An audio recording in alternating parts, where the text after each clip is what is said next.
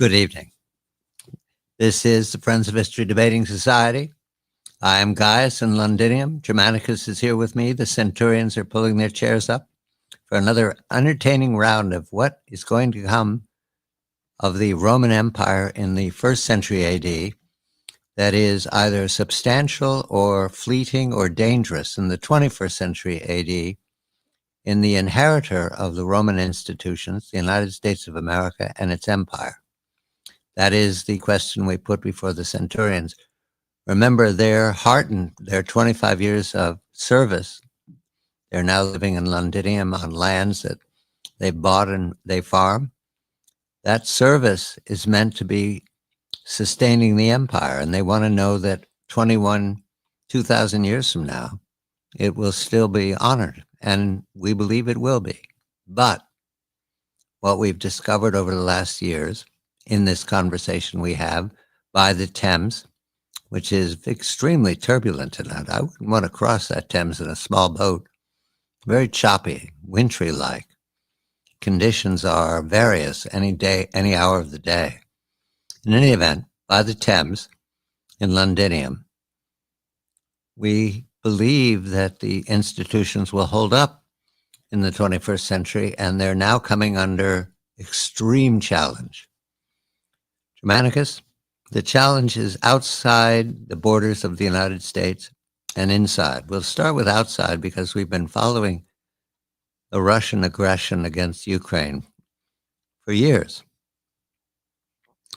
The episode that most strikes me now is not what will happen in Ukraine. It's what's happening along the NATO frontier. I'm told reliably, again and again, that any provocation such as the shoot down of a Russian warplane or the blockading of the Russian shadow fleet will put Mr. Putin in a quandary. It is not his peaceful compatriots. It's his right wing. They're not just nationalists. They believe that he's supervised a very bad war, and they want it done. And any provocation whatsoever, he's been told, he will be removed and they will take charge. He's been told this again and again. No one's planning on provoking Russia along the NATO frontier. Accidents happen routinely. And we've seen some hotheads in NATO. We've seen some hotheads in the European parliaments. We also have appeasers. National Rally in France, AFD in Germany, Farage in Britain, some appeasers. I don't look to any particular scenario, just that I think we have to take into account that Putin is driven by his right wing. He might joke about being the Tsar. He might joke about being the hard one, but he's not. He's the leader of a country that is bitter about NATO, bitter about the United States, bitter about the way it's been treated since the Soviet Union collapsed at the end of 91. And the leaders in that country want not revenge. They want to be recognized as mistreated. They want to be treated with respect. These are all conditions that apply not to 1939, but to 1914. That's how I see it right now. No one wants to go to war. Right. But dignity requires it. How do you see it, Germanicus? You have much better vision of Moscow than I do. Well, I feel that Russia is more like the U.S. than we are willing to hazard. Rather than a czar, Putin is a Kaiser, a Caesar, like the emperor in Washington, D.C., who is also styles himself a Caesar. The other power centers that you mentioned in Russia really are their equivalent of the Senate.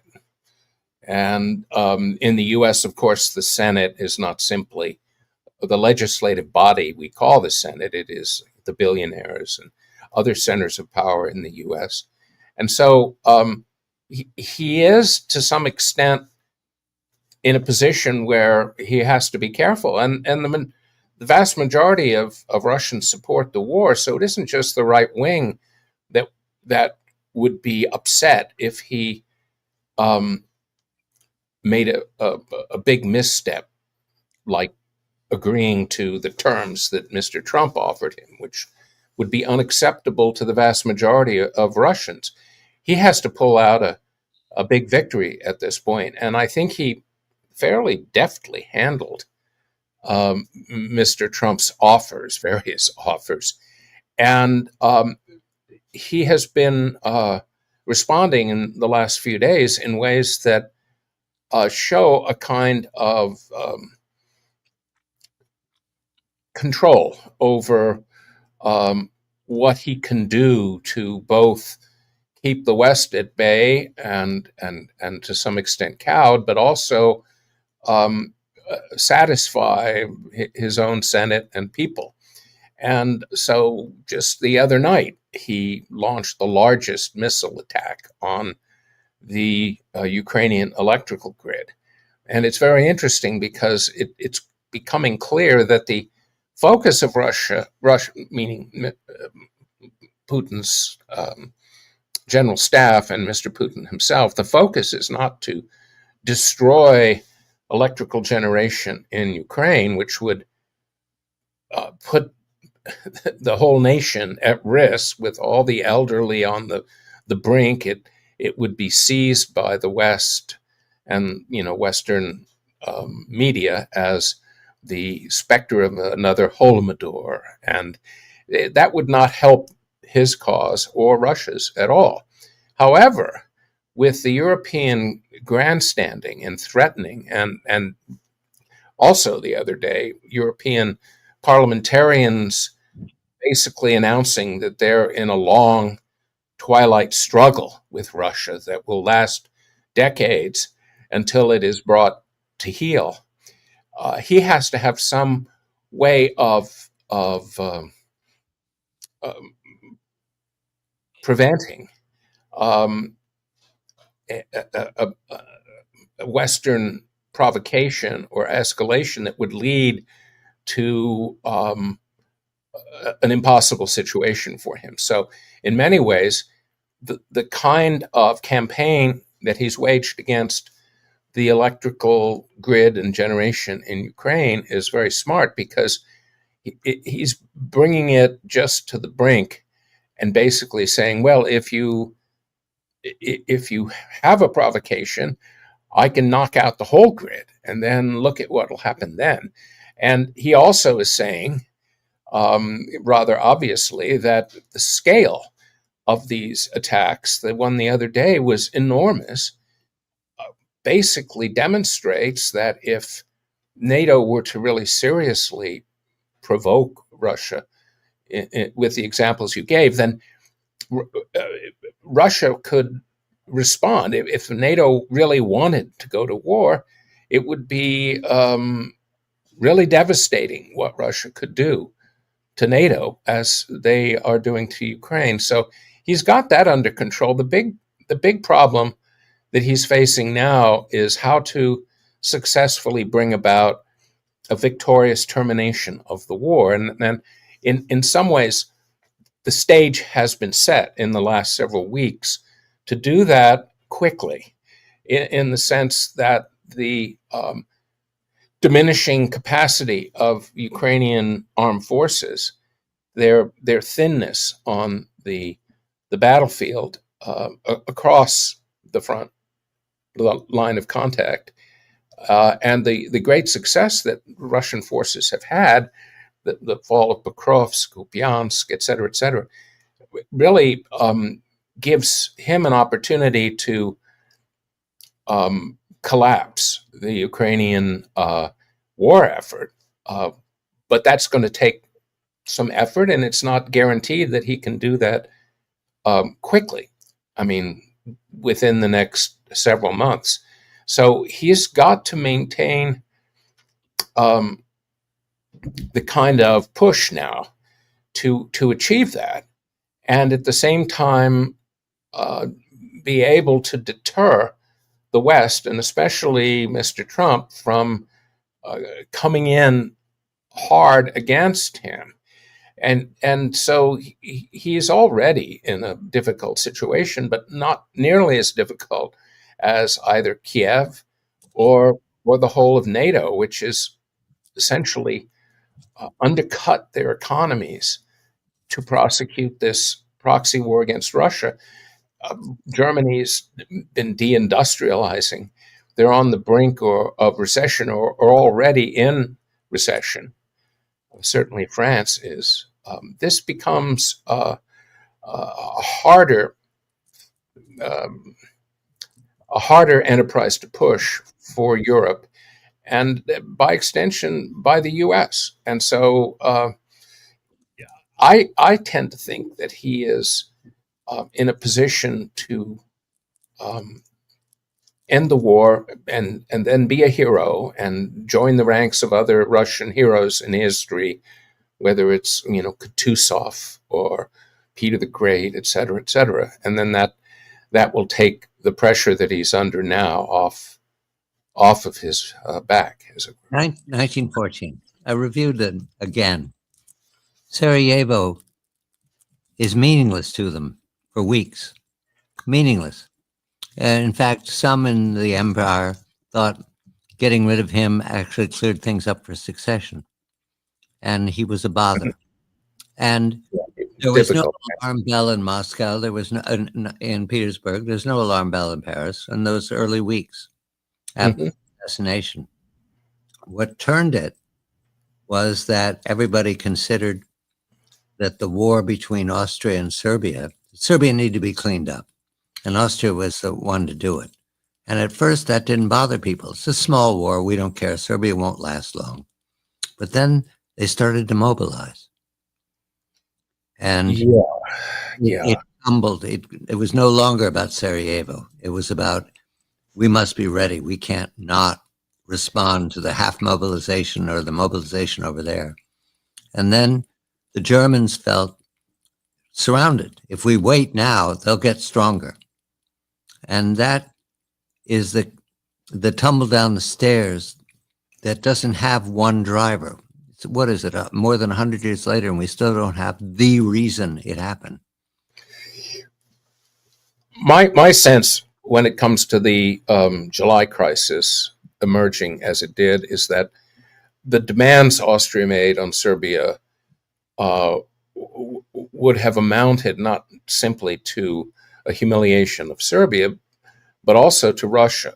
And Russia was at that point, emotionally bound to Serbia. And we're not willing to take what would have amounted to a kind of humiliation for Russia if Austria was able to bring Serbia to heel. And that is a problem. I don't think the pride involved is an intense variable. And if we look at the pride today within Russia, they're not going to concede. But then, that possibility was eluded by Mr. Putin when he essentially escaped the NATO trap of freezing the line of contact in a ceasefire, and by saying, no, we're not going to compromise, because that would have really done him in. But I think a big NATO provocation, were it to happen, would almost demand a powerful Russian response. And I brought up the whole issue of the electrical grid of Ukraine, but that knocking that out completely as a response might not be enough, and it would put Russia in a difficult position internationally. So they might have to do a tit for tat, and that's how things slide, because things begin to unravel, and politicians feel that they can't be allowed to be shamed by the enemy. Germanicus, Washington thinks it has to win. Well, when you say Washington thinks it has to win, you mean the neocons. think they have to win. I'm not sure where the Democrats are now because, as we'll discuss, the Democrats are all wrapped up now in the fight at home. Trump is seen as an appeaser by the Democrats. Pardon me? Trump is seen as an appeaser by the Democrats. Well, they, of course, want to continue what Mr. Biden was doing. Yes. And they will, but I mean, I think they're really distracted now. They can try and do something with Ukraine if Mr. Trump falters, but there isn't the same kind of ardor in the Democratic Party, because the Democratic Party is split, just as the Republicans are, and you have a progressive wing now that is not into the war in Ukraine. So let me give you the choice: conceding that Ukraine is torn apart, or going for the win. What's Washington going to choose? My sense is that they're going to have to take it, unless they want war with Russia. Okay. Now, see, we'll look at it this way. I talked about Putin trying to wrap up the war. Wrapping up the war means a big breakthrough because the Ukrainian ranks are so thin and the Russian have such a facility on the battlefield and such strength. And Kiev, the whole war effort is collapsing. That's a crisis, and that could be comparable to the July crisis in 1914. If people in the West lose their heads, and especially Mr. Trump. But I just don't think that the West is prepared to go to world war at this point. Did they in July of 1914? Right. So, as you say, it's always a possibility. We can't see it. We're just looking at analogies. The Centurions are restless. We don't have a call for you guys, okay? We don't. On July 4th, 1914, in America, they couldn't see a war. They couldn't see it. Nobody could see it July 4th. And yet, by August, what is it? The lights are going down all over Europe and they won't be lit again? In our lifetime, yes. Thank you, Earl Grey, or what, Lord Grey. I mean, here's the reason I don't think it'll happen is that Democrats would rather that Russia win and make Trump look like a loser and a fool. That would give them extra oomph for 26. And if they go to world war, they're going to have to support Trump as the war president. He's at war with NATO. That's what Putin says. Yeah, of course. But if NATO and Russia go to war, the U.S. has to join in. All right. I see 5 times possibilities of chaos, 1 possibility of peace. How many do you see? I see it in reverse. I see the lots of ways in which the turmoil in U.S. domestic politics and the weakness in Europe make it almost impossible to have a war because of the nature of the dynamics. Everything favors the Democrats if Trump is seen as the loser of a war, which is exactly what they would do if he did nothing and Mr. Putin brought an end to the war on Russia's terms. So they're not going to want to go to war at this point because the days of acclamation of Zelensky in Congress by the Democrats and the blue fervor has evaporated. Let's move to the domestic, where there's also threat of major league tumult. Michael Vlahos is Germanicus. I am Gaius, John Batchelor. We're in Londinium. It's 91 AD. We're very far from the troubles in Rome, thankfully. Londinium is the Roman version of London. It will fade away into bricks and stones and things buried by the Thames in another 300 years and won't emerge before the 11th century, again after Hastings, as the center of civilization. We're aware of this, and yet after it emerges in the 11th century, with the Normans in charge, it leads the world in building an empire in the 18th and 19th century. we inherited that empire. The British Empire, the English Empire, the one built up by London after Hastings, is democracy and the republic and transparency and the courts. That is at risk, not by Moscow, but hypothesis by Washington. When we come back, this is the Friends of History Debating Society. We're in Londinium. We're going to the theater later. More Revenge Cycle. I'm John Batchelor.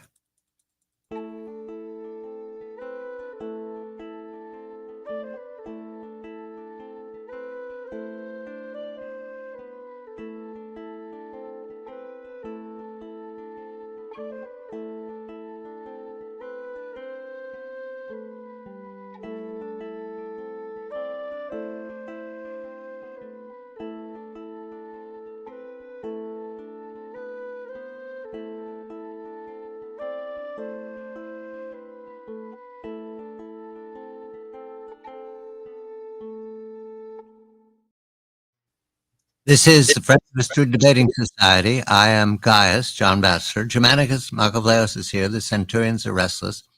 Okay, gentlemen, we're taking you to the winter of 1641-42 in this very spot. Where I'm not exactly sure from where we're sitting by the Thames where Whitehall was. This is the old Palace of Whitehall, burned down in 1698, but we're going to 1641-42. I'm not at all sure where the boundaries of Westminster are here in Londinium. They're nearby. But imagine you're in a time machine and we accelerate from here, 1st century AD 91, to 1641-42. The king is Charles I. Parliament, the Long Parliament, is in revolt from the failures of Charles I, who's seen as a foreigner.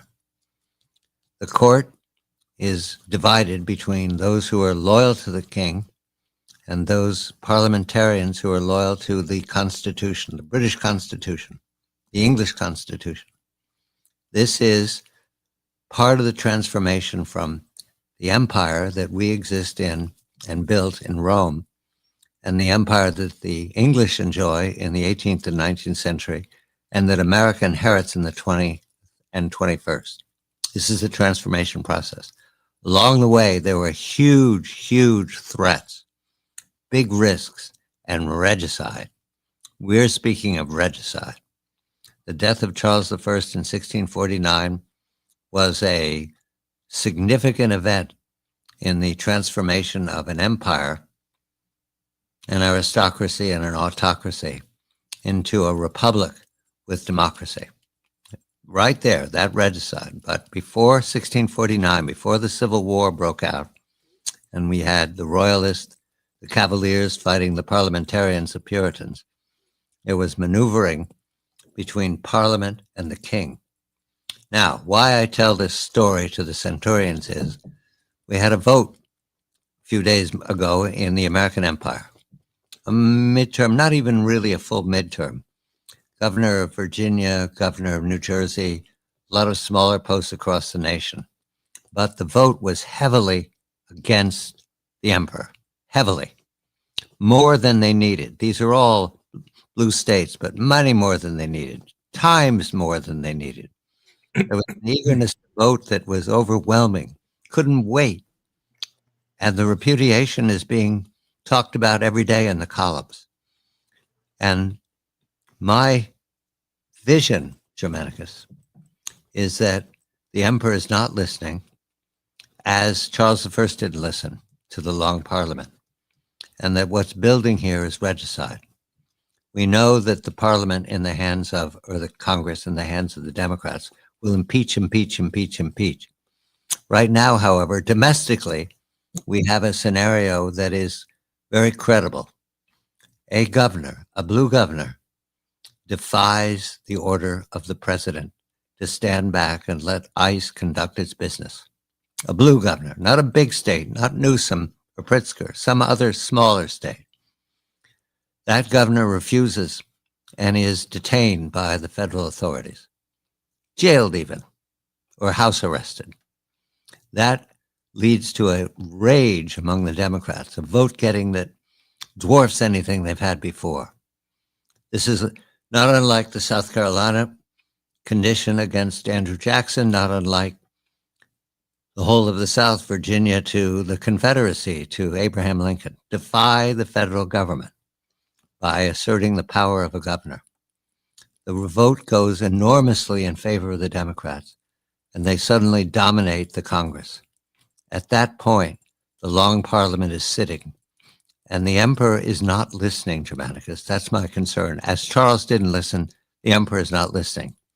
I don't know that there's a way out of this, because at each time Charles made a concession, Parliament got stronger. I don't know if he could have stopped it. He could have left the country. He could have done that. That wasn't possible for him. So how do we get off this escalator to regicide, Germanicus? Well, I think one way to, if not comfort ourselves or reassure ourselves, one pathway of thought that we can go down is to compare the situation in England and its unification with Scotland on a dynastic level. At that time, was that, and you mentioned the Long Parliament, but before that was the Parliament that was suspended, and Charles had suspended the Parliament for 11 years, Right. and which is amazing, and ruled by himself and did so poorly. And he eventually had to go back to Parliament to sort of get him out of the fix he was in up in Scotland, where, the Bishops' War. Actually, there were two Bishops' Wars. And so there was this long precedence. And I think we can see the same long precedence, not quite as long, with Mr. Trump going back to 2016. So in many ways, you have a comparison there. The difference is that the stumbles, if you want to be diplomatic, made by Charles were huge. And frankly, the stumbles made by a president in terms of wars and situations that the U.S. can't get out of are the hallmark of the previous administration under Mr. Biden, with the war in Ukraine, the exit from Afghanistan, screwing the relationship with China at the very beginning of the administration, et cetera, et cetera. And that hasn't happened yet with Mr. Trump. I think, as I mentioned in our last segment, Trump could do that by bobbling and tripping over the situation regarding Ukraine. But that's hypothetical. Now, the other thing is that there has to be a situation that breaks the Constitution. And if a governor breaks the Constitution by refusing to let ICE in, that would require the use of some kind of force. It wouldn't be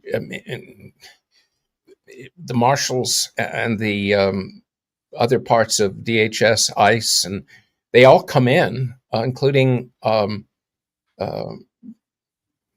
reservists or National Guard. I mean, that they have to be stopped with some sort of force, and that would be a confrontational moment that would look very much like an insurrection, the sort of thing that happened in the earliest days of the Republic, in Shays' Rebellion and the Whiskey Rebellion.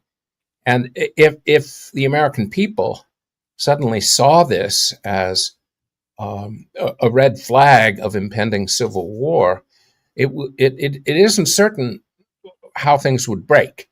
If you had some firebrand of a governor who did this and who took an enormous risk by essentially starting an insurrection, then the Americans might pause and say, if Mr. Trump used force and there was an unpleasant episode or event, then things might go very much against the president. On the other hand, if the governor who is undertaking this risky course looks like he's about to start a spiral or cascade of unraveling the American Republic itself, I don't know that Americans would really back that at all. So it's a far cry to say, we like Mondami in New York. And to have a governor, on the other hand, who actually literally went to war with the president. So it's hard to let's take Pritzker and Newsom. I mean, their defiance is purely rhetorical. It's grandstanding for effect to help position them for nomination in 2028. And I'm not sure how far even those two men will go, but they certainly will push things. But I don't think they want to put at risk their potential candidacies in future by really ripping apart or shredding the Constitution. When Charles went looking for the 6 he denounced as traitors, he took along with him a number of dukes, and they went east first in London because they were calling on their allies in the city. Mm-hmm. Everybody in London thought they were going to put them in the Tower, these 6 favored dukes and barons. And there was panic in the city, and everybody reached for a weapon. Right. So misperception is part of the scenario, Germanicus. Oh, yes. Oh, yeah. Well, you see this now with the government shutdown. I mean, everyone, the Democrats have managed to massage this in such a way that it appears to many Americans that this is the president's fault, whereas it's truly the Democrats doing. But I'm reminding both of us that there's no evil mastermind here. Things get out of control. Right. And a Defiance, I think it'd be a small state, Virgin Islands, Nevada. Because immediately the governor put him in chains, take him into the Tower, whatever that is in the U.S., right? You will back down. He would immediately, or she would immediately, become number 1 as a candidate for 28. Number 1, shooting past Newsom and Pritzker. And then it'd be a competitive rhetoric going on in all the capitals. Yeah. This happened with Andrew Jackson. And he said, nullification. He said, I'm going to come down there and hang the first man I find to the first tree I can find. And it worked. But it didn't work when Lincoln tried it in 1961. And defiance by states is something we're all familiar with. It's going on right now. You're right that Pritzker and Newsom are using rhetorical defiance, but that's an escalator, Germanicus. Oh, sure it is. But there has to be a leader who's willing to take the ultimate risk. The ultimate risk is not his jailing. The ultimate risk is that, he becomes a traitor, and Americans deeply disapprove of his actions and condemn him. Now, I don't see politicians anywhere close to the mettle of Andrew Jackson. I mean, Andrew Jackson hung a couple Brits who were causing problems in Florida. He basically started the war that allowed Florida to become part of the U.S. He was a savage commander in the wars, the Seminole Wars, and then the Trail of Tears. That is a kind of person that I don't see. I mean, the man who comes closest to that is Mr. Trump, but he's nowhere near what we saw with Andrew Jackson. And you can look at these paper tigers like Newsom and Pritzker, and then the factota that are the governors of very small states and the Commonwealth and other forms of affiliation with the U.S., they're not well, they're not going to do that. I just cannot see that. Okay. I'm not selling it as inevitable. I'm saying that they didn't see it either in 1642. They didn't see it. Right, right. Well, I think you could have the confrontation. I think it would be enough to have high-level confrontations. As we were talking earlier, entre nous, there were provocations before Fort Sumter that did not lead immediately to civil war, that both sides decided not to pursue. And yet those provocations escalated until they reached a point where there was an exchange of fire, mostly on the Confederate side, a bombardment of Fort Sumter, and that was it. But you could have, for example, a governor like Pritzker who decides to confront ICE and essentially has the, say, Chicago police stand down or even support demonstrators who are going after ICE. So the demonstrators, I call them demonstrators, the rioters led by Antifa and funded by Democrat donors at the highest level, they can be allowed to do the damage, and then the police do nothing. That means that Mr. Trump would have to call in the National Guard, and doing so would then make Mr. Trump look like a tyrant, and that's exactly what they want. So I think it's possible, if they were adroit enough, to maneuver the president into doing something that would be visually stupid. However, I have to say, both Kennedy and Eisenhower sent in the National Guard very aggressively during their administrations, and that went well, partially because they were popular presidents, but they nonetheless went in forcibly in places like Little Rock.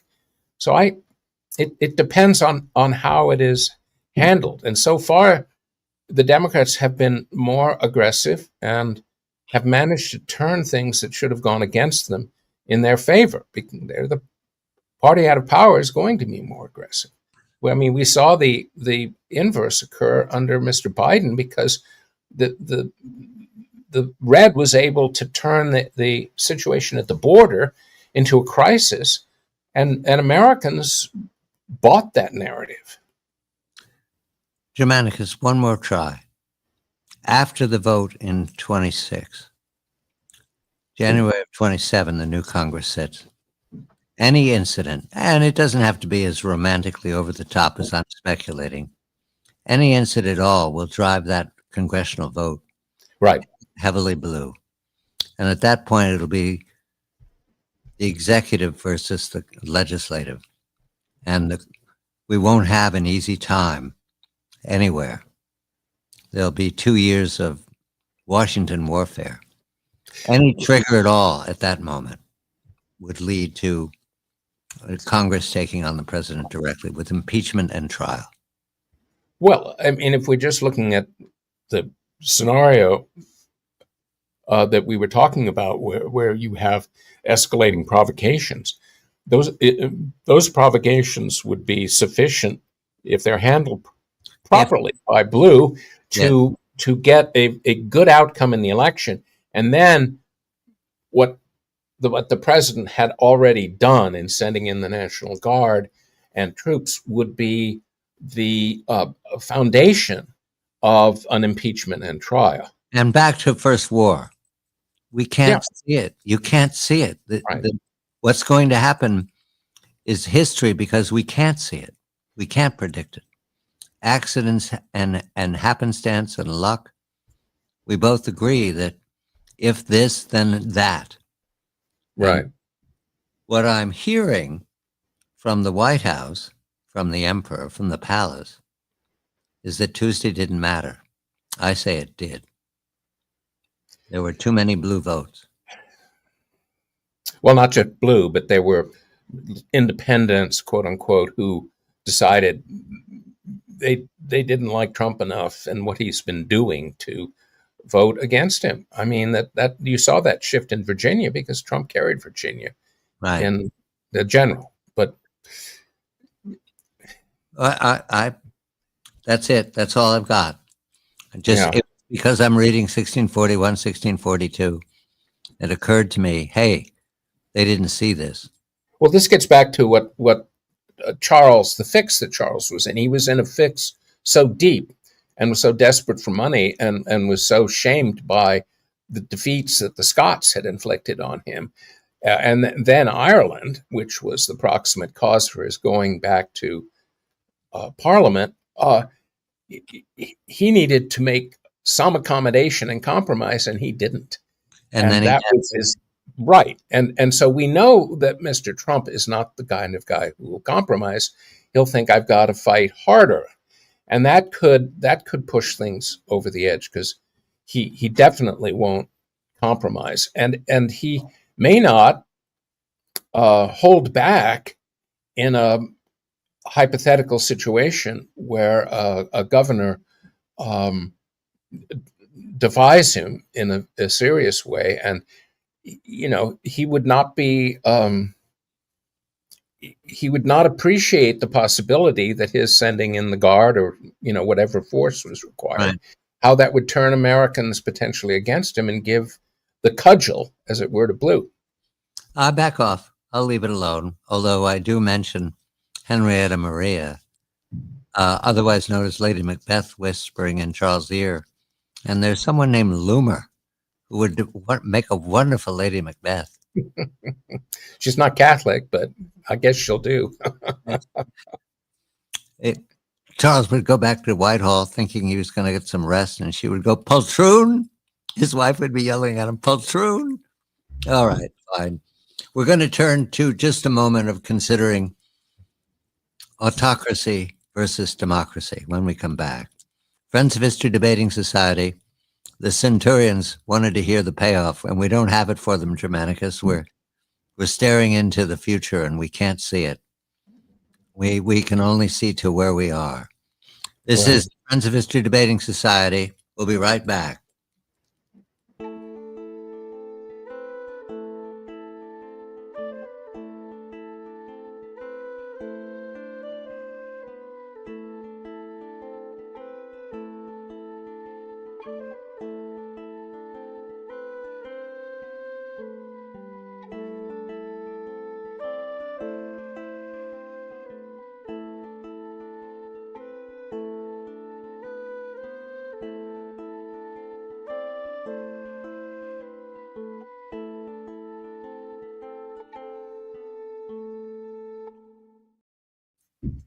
This is the Friends of History Debating Society. I am Gaius. Germanicus is here. We're going to the theater later. More Seneca.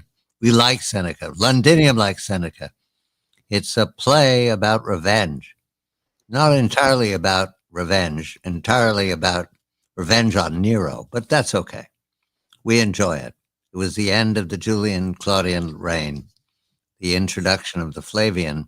We're living with the sad end of the Flavian and try not to think about it. Instead, we think about the autocracy that we're living in, otherwise known as the Emperor's Empire, the one that Augustus built. Conversation with a distinguished ambassador and policymaker for the Obama administration, Michael McFaul, professor at Stanford. He has a new book out called Autocracy versus Democracy. And in it, he and his colleagues at the Freeman Spogli Institute hypothesis, Germanicus, that democracy is in a recession and that autocracy is now in full flower and being chosen as someone you must deal with and even are attracted to if you're the leader of a smaller state. How do you see it? Is democracy in recession? Is autocracy on the rise? Democracy is in recession, and it's in recession because of people like Michael McFaul. What Blue did during the Biden administration was set up a false narrative of misdirection. So they pursued a course of many steps each of which was stripping the nation of its Republican character, and doing so directly by trying to attack the Second Amendment unsuccessfully, but going directly after the First Amendment. And the effort to control media and censor is part of a creeping authoritarianism on the part of government, and you see that in full flower in the United Kingdom today. And you have a two-tier justice system, two-tier Keir. You have not just censorship, but you have essentially thought crimes being pursued, as for an example, a person silently praying outside an abortion clinic is grounds for arrest and imprisonment. I find this shift important, and it's a shift that is occurring across the European Union, but also in the United States. And Blue is directly focused on a course that would not lead to autocracy in the sense of an emperor czar, but rather a kind of brutal oligarchy, the kind you would see in city-states like Venice, for example, or Sparta. Well, Sparta had a king, but I mean, you'd have a very tough kind of control by a ruling class. And to me, that is not democracy. And democracy, in any event, is the wrong word to use. You want to have a working representative government that is at the heart of a republic, and we do not have that today. We don't have it, but the question is, are the autocrats attractive to our allies and our client states more than they're attracted to us? Our Chinese capitalism with Chinese characteristics, or the Russian state with military at the frontier, is that attractive to our allies? Well, it's attractive to some. Obviously, Brazil, the BRICS, which have been expanding. There is a sense that China, and to an extent Russia, of course, in the last several years, provide a better model for the development and progress of a society. I mean, China has been pushing that a lot. It's a hard sell, but looking at the United States, which frankly has ruined its reputation in a series of foreign entanglements since 2001, which has resulted in the deaths of several millions of people. And the world doesn't really like that. And what Russia and China have is the old tradition of the Soviet Union. And of course, China is still the CCP, right? So they can say that we've always pursued the welfare of the people. And no, we're not a democracy, but we are more mindful of the overall welfare of all the people. Whereas neoliberalism now benefits only the very wealthy. And of course, the reality bears that out.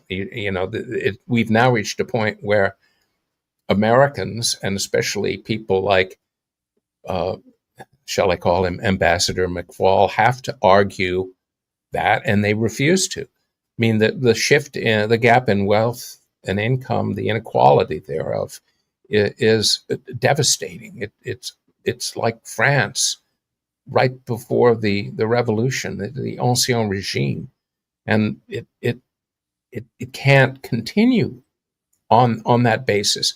And blue policies are determined to continue to pursue that, to reduce the American working class It's already declined from a middle class to a working class down to a gig economy that has to compete against a flood of unregulated migrants, which was what was a cornerstone of the Biden administration.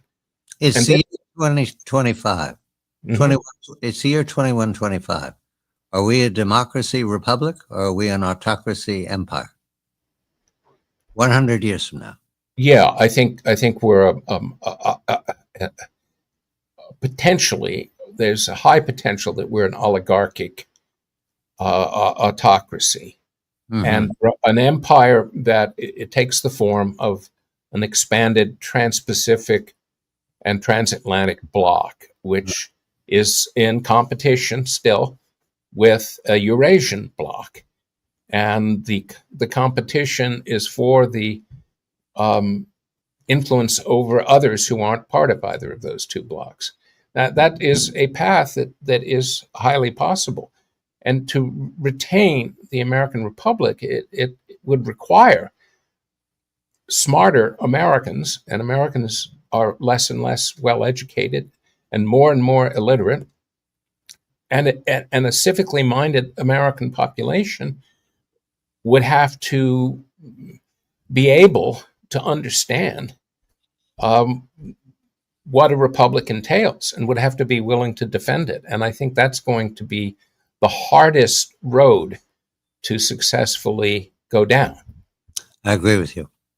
I agree that autocracy it's the trend of the age for the next century. Also, the technology supports it too. Yes. I mean, it's not like Orwell, where he had clunky technology that he did his best to imagine in the future.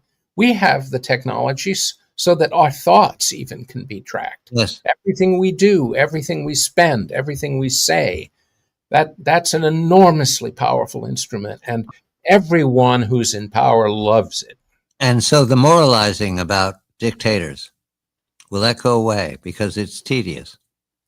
Oh, the moralizing won't go away because it'll be necessary to keep a quiet and passive population. I won't even call it a society. And to do so, there'll have to be constant remonstrance about democracy and saving it. All right. Constant, censorship is called protecting people from misinformation. I mean, it's very Orwellian, but if Orwell works, and it works a lot better and a lot smoother than it did, say, in the novel, then how can that, people love it. And I know I've been in Washington my entire career, and people who call themselves liberal are the most illiberal people I've ever met in my life. Well, let us not defend liberalism then. I don't want to be in the way of this train coming down the track. Let us just say that it was a part of the transformation from kingship to democracy to autocracy, where we're headed. Germanicus and Gaius are off to sacrifice to the great god Augustus, who built a very, very, very sophisticated empire, and we're living in it, and we're glad for it. Maybe only once, maybe it can't come again. Maybe America is not living up to Augustus's standards. And then we're going on to the theater. For the third week in a row, we're going to have another Seneca play, or a piece of a Seneca play. The theme of Seneca, it was a philosopher executed by Nero. Nero didn't have reasons for killing off his family and friends. He just did it until he killed himself. In any event, Seneca lived the fantasy life of a revenge.